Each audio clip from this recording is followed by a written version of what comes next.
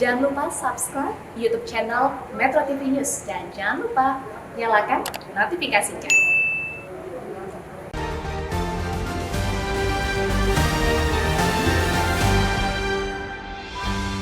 Selamat pagi pemirsa. Presiden Joko Widodo menyampaikan kekecewaannya kepada Myanmar yang telah mengeksekusi mati 4 orang lawan politik junta militer yang berkuasa sejak kudeta Februari tahun lalu.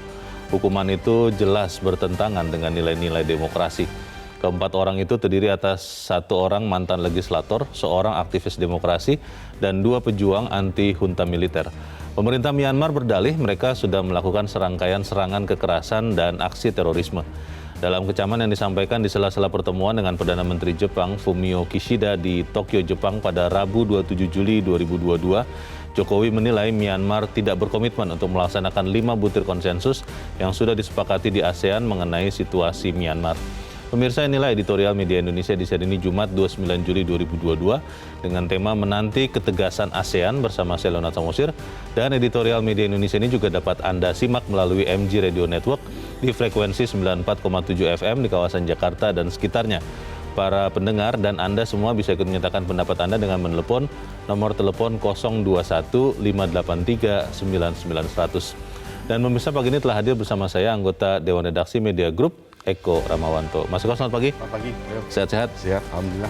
Ya, kita akan bicara soal bagaimana ini sebenarnya bagian dari peran politik luar negeri bebas aktif ya yang dilakukan oleh Presiden Jokowi. Tapi sebelum itu kita lihat dulu pemirsa beberapa berita yang diperhatikan lebih oleh media Indonesia. Yang pertama, ini adalah headline Media Indonesia untuk pagi ini. Jokowi bawa pulang investasi. Ini maksudnya hasil dari kunjungan ketiga negara itu ya, Mas Eko ya? Ya, yang terakhir tentu di Korea, itu sebesar 6,72 miliar dolar Amerika atau sekitar 100,69 triliun. Sebelumnya juga di Tiongkok maupun di Jepang juga ada komitmen dari negara tersebut. Ini artinya 3 negara ini tetap komit untuk melakukan investasi di Indonesia. Terutama di IKN ya, yang sekarang sedang lagi gencar-gencarnya dibangun di sana.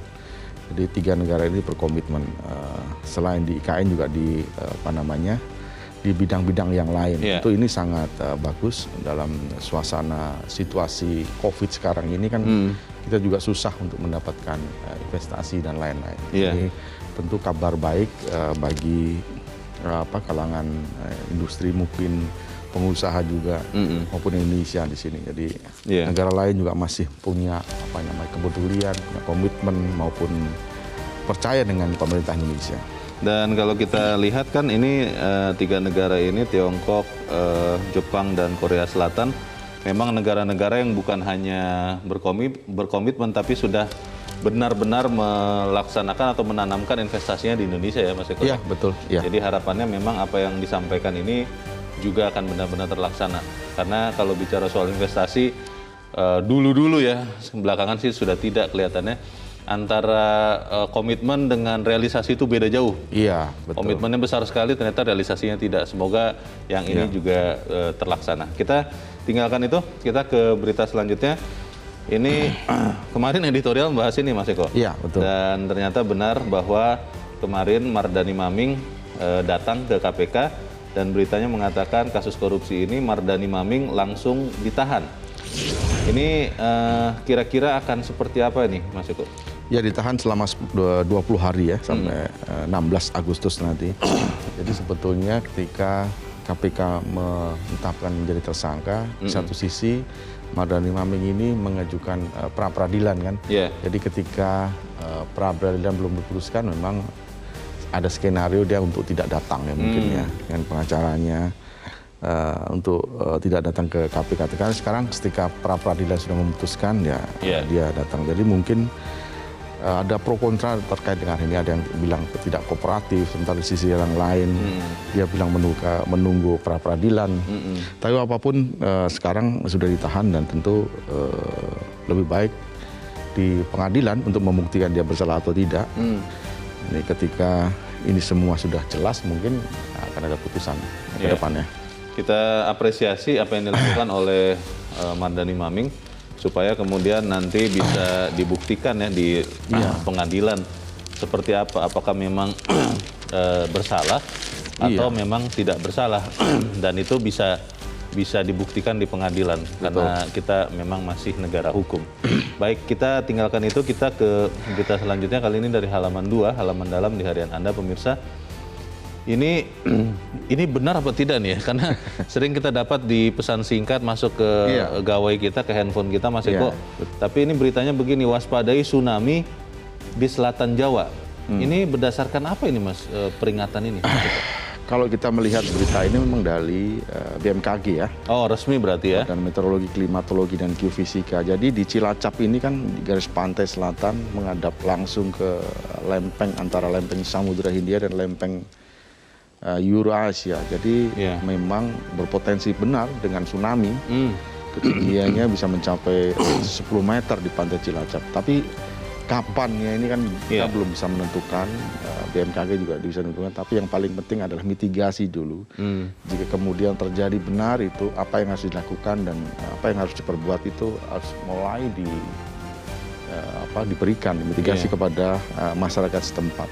Jangan sampai kemudian benar-benar terjadi nanti banyak makan korban. Ini tentu akan disesali semua pihak. Ini kata Dwi Korita, Kepala BMKG, itu adalah hasil pemodelan terburuk ya, skenario terburuk. Dan bisa menyebabkan tsunami dengan ketinggian lebih dari 10 meter, ini tinggi sekali. Tinggi sekali ya. Akibat dari gempa dengan kekuatan yang diperhitungkan ya, ini bukan perkiraan, katanya sudah dihitung 8,7 magnitudo. Wah, besar sekali nih. Waduh, besar sekali, betul. Ini mengalahkan yang dulu tsunami di Aceh dulu. Ya, kita harapkan ini semua informasinya sampai kepada saudara-saudara kita yang di Cilacap khususnya ya, dan sekitarnya, supaya kemudian bersiap-siap. Karena jangan sampai ini diabaikan apalagi, lalu kemudian orang-orang di sana tidak bersiap. Kita harapkan terutama pemerintah daerah juga bisa mempersiapkan diri di Cilacap. Kita tinggalkan berita itu, pemirsa, kita langsung ke editorial. Editorial pada pagi ini, pada hari ini diberi tajuk menanti ketegasan ASEAN. Ini sebetulnya bukannya sudah sering ya Myanmar semacam membiasakan adanya kekerasan di negaranya. Bagaimana, Mas? Ya, ini kan dulu pernah ya, sering terjadi. Tapi kemudian ketika Aung San Suu Kyi memenangkan pemilu di sana, kemudian kembali dikudeta oleh junta militer di tahun tanggal 1 Februari 2021, rentetannya sampai sekarang tuh masih terjadi. Jadi penahanan aktivis, kemudian pengekangan hak demokrasi mereka, kemudian macam-macam lah, intimidasi dan lain-lain. Sekarang banyak juga tahanan-tahanan politik yang masih ada di penjara-penjara Myanmar. Dan kemarin 4 orang dieksekusi itu adalah orang-orang yang dianggap oleh pemerintah Myanmar itu membahayakan terkait dengan banyak hal, termasuk terorisme. Jadi apapun itu, saat ini di Myanmar ini sebetulnya bukan sekedar urusan politik kalau menurut saya, tapi sudah mengarah ke kejahatan kemanusiaan. Jadi sudah ada banyak kecaman, bukan hanya dari Indonesia, dari ASEAN, tapi juga dari PBB. Bahkan seterunya aja, maksud saya sahabatnya, Tiongkok maupun Rusia juga meminta untuk menghentikan ya. Karena sekarang banyak juga tahanan-tahanan politik yang bisa jadi akan dieksekusi mati. Di penjara-penjara Myanmar kan banyak. Memang ini memprihatinkan. Jadi sekarang yang paling penting adalah kalau Myanmar berada di kawasan ASEAN, jadi tentu ASEAN harus bertindak, apa yang harus dilakukan. Kalau hanya sekedar protes, menghimbau, itu nggak ada gunanya juga. Karena kemarin sudah ada konsensus ASEAN juga nggak dipatuhi oleh Myanmar. Ada 5 konsensus gitu, tidak dipatuhi. Jadi artinya apa? ASEAN aja nggak dianggap sama Myanmar, begitu apalagi ini. Jadi harus ada langkah yang menurut saya tegas, keras kepada Myanmar agar tidak mengulangi atau mengeksekusi tahanan-tahanan politik yang ada di sana. Pertanyaannya, Mas Eko, apakah itu bisa dilakukan? Karena kan kita sama-sama tahu ASEAN itu punya prinsip tidak mengintervensi urusan dalam negeri masing-masing anggotanya. Dan Myanmar kan bisa mengatakan bahwa ini urusan dalam negeri saya nih, tidak usah ikut campur. Nah, itu bagaimana bisa dilakukan? Kita akan bahas ya, Mas Eko. Dan pemirsa, nilai editorial Media Indonesia untuk hari ini, Jumat 29 Juli 2022, menanti ketegasan ASEAN.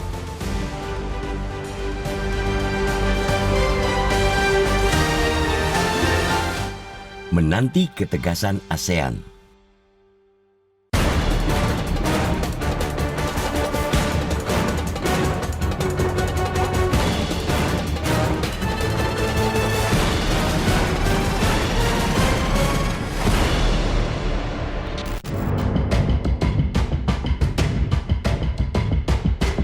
Presiden Joko Widodo menyampaikan kekecewaannya kepada Myanmar yang telah mengeksekusi mati 4 orang lawan politik junta militer yang berkuasa sejak kudeta Februari tahun lalu.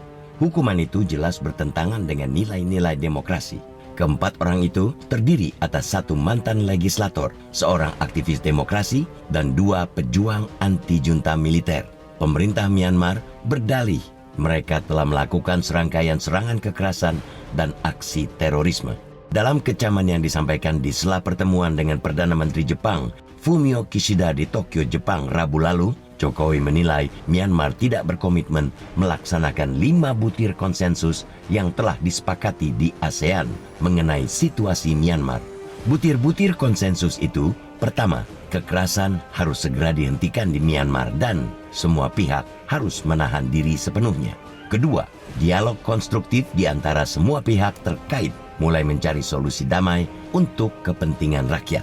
Ketiga, utusan khusus Ketua ASEAN akan memfasilitasi mediasi proses dialog dengan bantuan Sekretaris Jenderal ASEAN.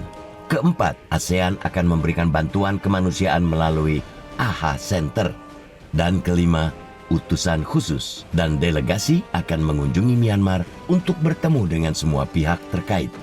Eksekusi mati terhadap keempat orang berhaluan politik yang berseberangan dengan penguasa itu diungkap pemerintah Myanmar pada Senin awal pekan ini. Kecaman Presiden Jokowi baru disampaikan 2 hari kemudian. Itu bukan tanpa makna. Jokowi menyiratkan pesan untuk agenda pertemuan regional ASEAN yang semakin dekat. ASEAN mesti mengambil sikap yang lebih tegas. Menurut jadwal, pekan depan para Menteri Luar Negeri ASEAN akan bertemu kemudian dilanjutkan dengan pertemuan antara ASEAN dan 10 negara mitra dialog. Forum regional ASEAN yang akan digelar di Phnom Penh, Kamboja itu mempertimbangkan untuk membekukan keanggotaan Myanmar. Berikutnya, menyorongkan syarat-syarat keras yang harus dipatuhi Myanmar bila ingin keanggotaannya dipulihkan.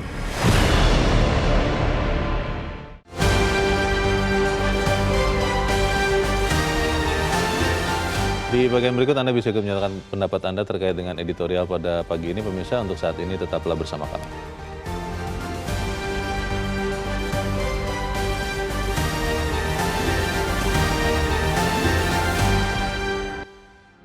Media Indonesia mengajak Anda untuk mengakses fitur premium e-paper.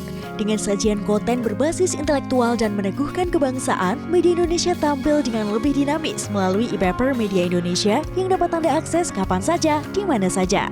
Caranya mudah, download aplikasi Media Indonesia di Android atau ketik link e-paper.mediaindonesia.com atau bisa scan QR code pada layar kaca Anda.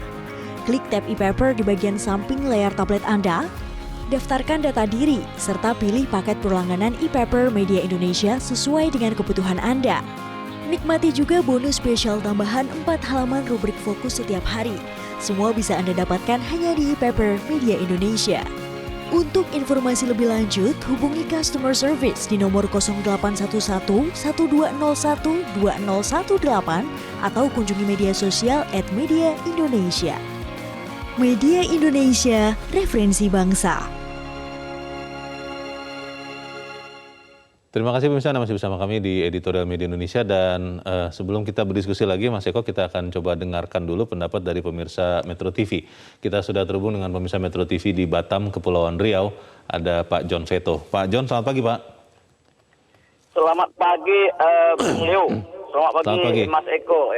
Ya, bagaimana Pak John, ini menanti ketegasan ASEAN ini, menurut Anda apakah dalam hal ini Indonesia bisa juga memainkan peran itu, atau ya karena sifat dasar ASEAN yang katanya tidak pernah boleh mengintervensi urusan dalam negeri anggotanya, ya ini hanya harapan semata. Bagaimana Pak John? Jadi gini Mas Leo ya, memang tidak boleh intervensi, tapi ditengok apa dia, ditengok hal, ditengok kasusnya, tengok masalahnya. Ya. Oke. Indonesia kan sudah menampakkan ya politik luar negeri bebas aktif. Contoh aja di Balkan aja, di negara Balkan begitu jauh aja, Indonesia punya andil di situ. Bagaimana ini bisa damai? Masakan di kesatuan negara ASEAN kayak di Myanmar, kekejamannya eksekusi mati. Ya, ini Indonesia memang langkah tegas. Kapan perlu Indonesia menentukan sanksi itu ke Myanmar?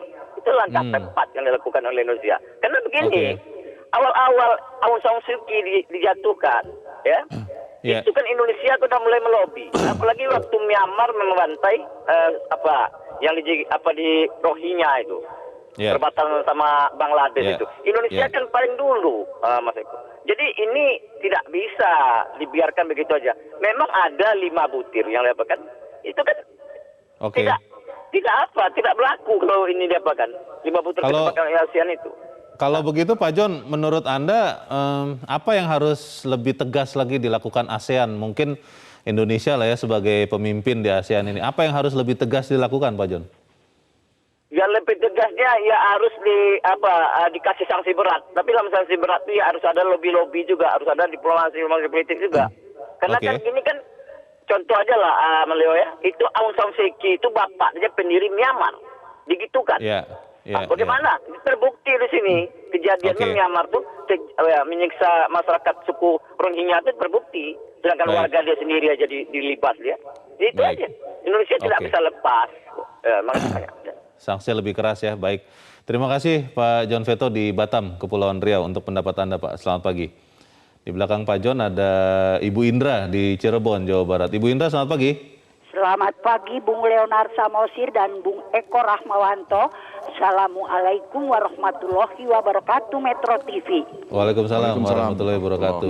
Bagaimana Ibu Indra, kita bisa membuat ASEAN lebih tegas tidak terhadap Myanmar? Menurut Anda bagaimana? Harus. Karena sepertinya Myanmar ini suatu negara yang lemah, tidak berdaya dalam menghadapi kekerasan.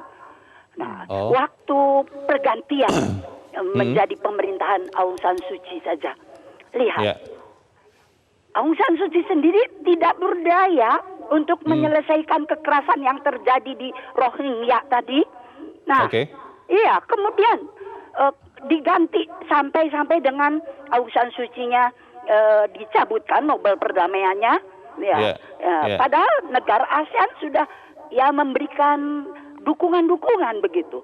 Nah, sekarang diganti lagi oleh militer. Apalagi kemana demokrasi? Pasti kekerasan itu lebih akan mewarnai sebetulnya. Jadi itu sebetulnya lemah, tapi hanya mewarnai pemerintahannya dengan kekerasan. Nah sekarang walaupun ASEAN tidak ikut campur urusan dalam negeri, tapi teguran Jokowi memperlihatkan bahwa kita Indonesia itu unggul dalam pendekatan Presiden Jokowi untuk urusan luar negeri, dan apresiasi untuk Menlu Retno Marsudi yang saya kagumi. Terima kasih. Assalamualaikum warahmatullahi wabarakatuh.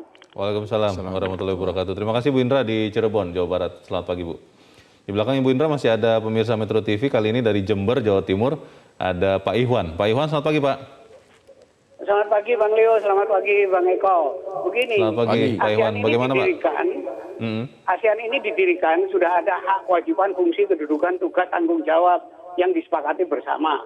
Nah, kebutuhan dan kepentingan itulah yang harus disepakati. Nah, sekarang Myanmar ini kan salah satu anggota yang di situ itu junta militer yang kuasa. Jadi bahan pertimbangan alat ukur pedoman bertindak itu menurut ukuran militer. Sehingga sekarang ini sudah sampai pada tingkat kemanusiaan, sudah di luar batas kemanusiaan yang dilakukannya.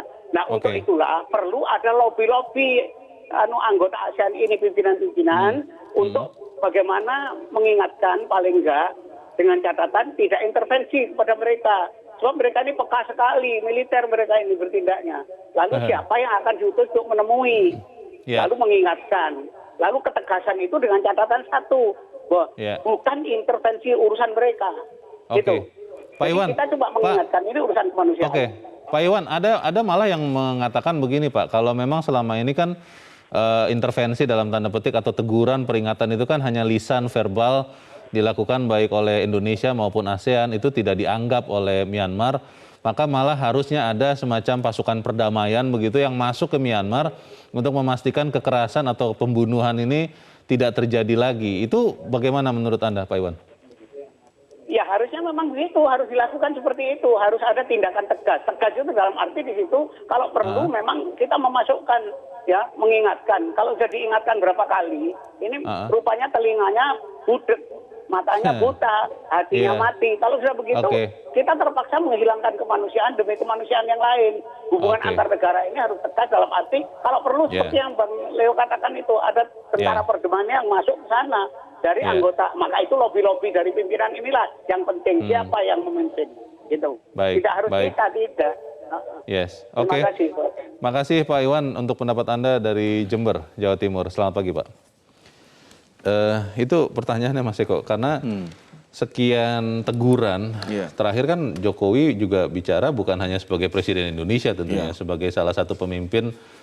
Memang tidak secara formal dikatakan Indonesia pemimpin ASEAN begitu ya, tapi sebagai negara yang besar di ASEAN harusnya didengar, tapi kan ternyata tidak didengar. Lalu di sisi yang lain ada kebiasaan tidak bisa mengintervensi. Ya kalau begini nanti percuma saja, kita bahkan bicara di sini pun ya percuma saja, karena pemerintah junta militer Myanmar kan tidak memperhatikan apa yang dibicarakan orang-orang itu. Bagaimana? Ya, pertama kita harus melihat juga di sana junta militer ini susah memang diberitahu, dikasih sanksi pun mereka pasti juga agak bergeming. Nah sekarang yang paling penting kita harus menunggu langkah yang akan diambil oleh para menteri yang akan melakukan semacam pertemuan tingkat menteri ya pekan depan di Agustus. Ada pertemuan Menteri Luar Negeri ASEAN ya? Betul, jadi apa yang akan mereka lakukan. Jadi kalau dia bisa menteri-menteri ini kemudian dibawa ke lebih tinggi kepada pemerintahan masing-masing untuk memberikan, sekarang kan sudah ada konsensus dilanggar. Nah kalau setelah dilanggar apa yang harus dilakukan oleh ASEAN? Betul, ASEAN tidak akan mencampuri urusan dalam negeri negara anggotanya. Tapi ini sudah bukan soal B saja, juga sudah memberikan sanksi, bahkan teguran dan lain-lain, nggak digubris juga. Saya kira memang harus diberi sanksi yang lebih keras lagi. ASEAN harus berani menurut saya. Nah itu dia, saya ingat sekian tahun yang lalu ya, saya agak lupa tahunnya. Pada saat ada konflik di Kamboja, ada konflik di Bosnia. Betul. Itu kan PBB masuk dalam bentuk pasukan perdamaian. Benar-benar ada tentara yang masuk ke situ dengan bendera PBB, tapi benar-benar menggunakan senjata. Ada kekuatan yang bisa sewaktu-waktu menerapkan kekerasan kalau yang bersengketa ini bandel begitu ya. Kalau di Myanmar ini dalam kerangka ASEAN, saya baca-baca memang belum pernah ada sejarahnya. Bisa tidak kita bikin dalam tanda petik sejarah baru untuk memasukkan pasukan perdamaian begitu dalam bendera ASEAN, memastikan junta militer Myanmar tidak lagi membunuhi orang? Ya itu mungkin PBB ya yang bisa berwenang, Dewan Keamanan PBB. Jadi ketika kita melihat dalam beberapa hari ke depan, jika eskalasinya terus meningkat, saya kira PBB juga harus mulai bertindak. Dia bisa mengirimkan pasukan anggotanya ke negara manapun, termasuk ke Myanmar. Berarti ASEAN yang harus meminta kepada PBB, atau PBB bisa masuk, atau Indonesia yang bisa langsung meminta ke PBB misalnya, atau bagaimana? Indonesia sebagai leader mungkin bisa mengusulkan, karena Indonesia kan juga anggota PBB. Termasuk Dewan Keamanan itu.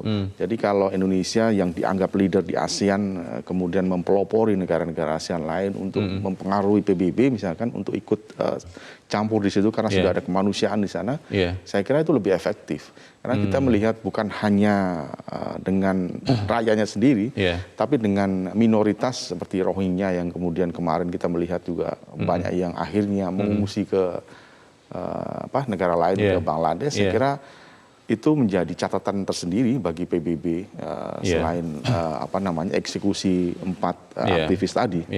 Ada juga yang mengusulkan begini, Mas Eko, saya tidak tahu ya, tapi saya duga sudah dilakukan sih, walaupun mungkin belum diumumkan, adalah intervensi verbal secara bersama-sama. Jadi yang mengingatkan ini atau yang menegur keras ini bukan hanya Presiden dari Republik Indonesia, tapi juga pemimpin Singapura, pemimpin Thailand, Malaysia, sehingga ketika suara-suara ini bersama-sama mengingatkan, menegur Myanmar dengan keras, itu harusnya lebih efektif. Apa iya begitu? Kita bahas di bagian berikut dan pemirsa tetap bersama kami, Editorial Media Indonesia segera kembali.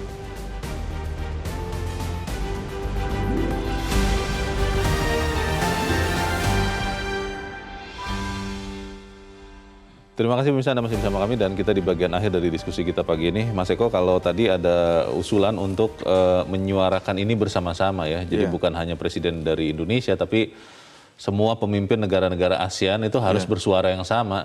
Itu kira-kira akan efektif tidak menekan Myanmar supaya menghentikan kekerasan kemanusiaan? Saya kira akan efektif ya, karena kalau kita melihat ada sekitar 41 orang sekarang yang sudah dijatuhi hukuman mati, in absentia maksud saya, dia berada di luar, dan sekarang ada 115 orang yang sekarang tahan politik dan lain-lain. Ini sejak junta militer berkuasa ya di Myanmar? 1 Februari 2021. Jadi kalau tidak ada tekanan dan lain-lain, ini orang-orang ini bisa jadi menunggu giliran ini.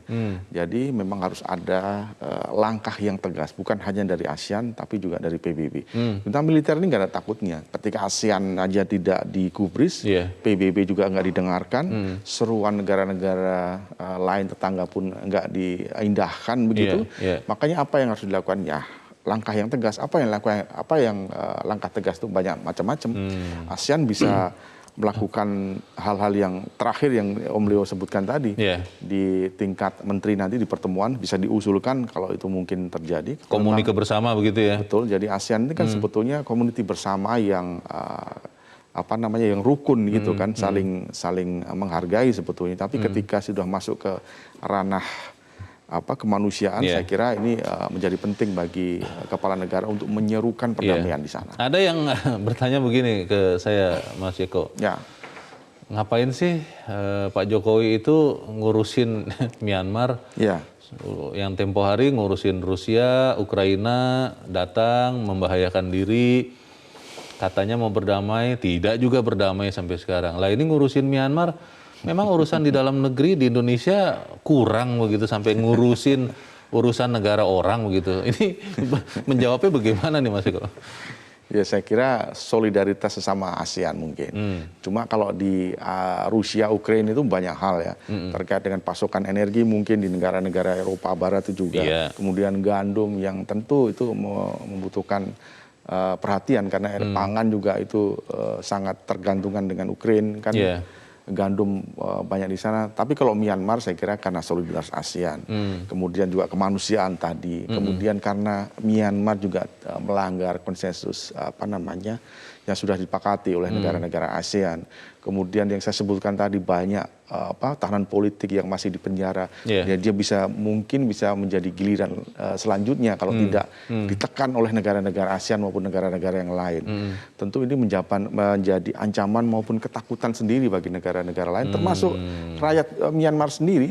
Jadi mereka sekarang ini ketakutannya mungkin sudah berlebihan ya, ketika sudah ada mereka-mereka yang sudah dihukum mati. Maksud pertanyaan tadi itu begini Mas Eko. Ya mungkin masyarakat kritis dan nyinyir kan beda-beda tipis.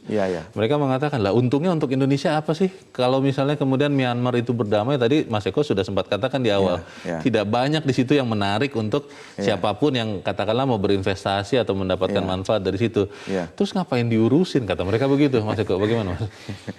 Ya memang yang saya sebutkan, saya lebih condong ke kemanusiaan tadi lah, karena di sana juga apapun ya terjadi, banyak orang yang sekarang terbelenggu di sana. Pertama urusan demokrasi ya, kita salah satu negara terbesar lah demokrasi, tapi di sana tidak ada demokrasi. Junta militer udah pasti terkekang lah apapun itu. Kemudian kemanusiaan, banyak orang yang mungkin sekarang juga kelaparan karena terjadi banyak hal ya, ketakutan, ekonomi juga tidak tumbuh. Kemudian juga hak berdemokrasi tadi, macam-macam lah Leo. Jadi saya kira pantas kalau kemudian Indonesia masuk ke sana, dan yang paling penting menurut saya ketua ASEAN ini sekarang, Hun Sen dari Kamboja harus mempunyai peran yang lebih di sana. Tanggung jawab kita sebagai bangsa yang besar ya, dan juga melaksanakan amanat konstitusi untuk bebas dan aktif menciptakan perdamaian dunia. Kita harap ketegasan ASEAN ini bisa terwujud dan Myanmar segera damai. Mas Eko, terima kasih sudah hadir di tempat ini. Selamat pagi, Mas. Pagi. Pemirsa, dalam merespon situasi di Myanmar, ASEAN yang tahun ini diketuai Perdana Menteri Kamboja Hun Sen masih terlihat gamang. Hal itu tidak lepas dari kebijakan ASEAN yang menolak mencampuri urusan politik dalam negeri sesama anggota. Melihat sikap pemerintah Myanmar yang terkesan enteng mengabaikan konsensus ASEAN, teguran keras tampaknya juga belum cukup. ASEAN perlu mempertimbangkan untuk membekukan keanggotaan Myanmar. Berikutnya menyorongkan syarat-syarat keras yang harus dipatuhi Myanmar kalau ingin keanggotaannya dipulihkan. Kita berharap perdamaian akan segera terwujud di Myanmar. Saya Leonard Samosir berterima kasih Anda sudah menyimak editorial Media Indonesia untuk pagi ini. Tetap pakai masker Anda untuk menjaga kesehatan Anda. Selamat pagi, sampai jumpa.